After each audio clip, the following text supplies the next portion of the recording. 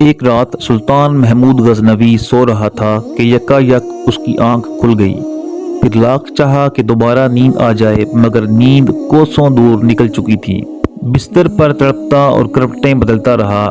جب کسی طرح آنکھ نہ لگی تو خدا ترس بادشاہ کو خیال آیا کہ شاید کوئی مظلوم فریاد لایا ہے، اس لیے نیند چٹ گئی ہے۔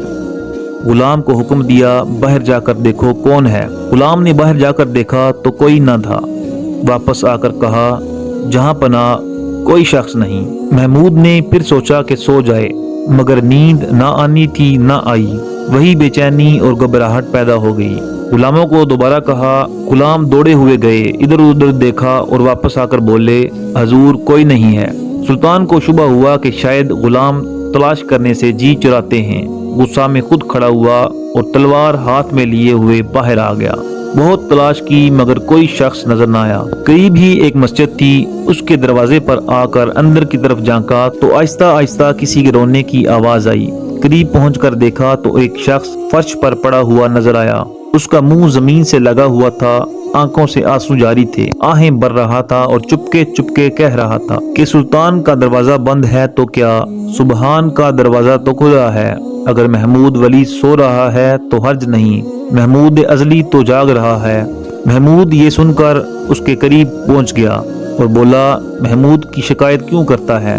وہ تو ساری رات تیری تلاش میں بے چین ہے، بتا تجھے کیا تکلیف ہے؟ یہ سن کر وہ شخص اٹھ کھڑا ہوا اور پھوٹ پھوٹ کر روتا ہوا بولا حضور ایک درباری کے ہاتھوں ستایا ہوا ہوں مگر اس کا نام نہیں جانتا۔ اس نے میری عزت خاک میں ملا دی۔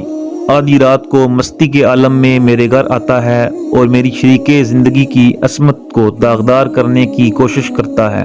اگر آپ نے اس تلوار کی آب سے اس داغ کو نہ دھویا تو کل قیامت کے دن میرا ہاتھ ہوگا اور آپ کا گریبان۔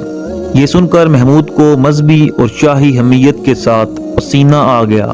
غصہ سے کانپتی ہوئی آواز میں بولا بتا کیا اس وقت بھی وہ ملعون وہیں ہوگا؟ اس شخص نے جواب دیا اب تو بہت رات گزر چکی ہے، شاید چلا گیا ہو، لیکن مجھے ڈر ہے کہ وہ پھر آئے گا۔ سلطان نے کہا اچھا اس وقت تو جاؤ مگر جس روز جس وقت وہ آئے تو مجھے اطلاع کر دو۔ اس شخص نے سلطان کو دعا دی اور رخصت ہو کر چلا ہی تھا کہ سلطان نے ٹھہرنے کا حکم دیا اور پہرے داروں سے کہا کہ دیکھو یہ جس وقت بھی آئے خواہ میں سوتا ہوں یا جاگتا ہوں اس کو فوراً مجھ تک پہنچا دو۔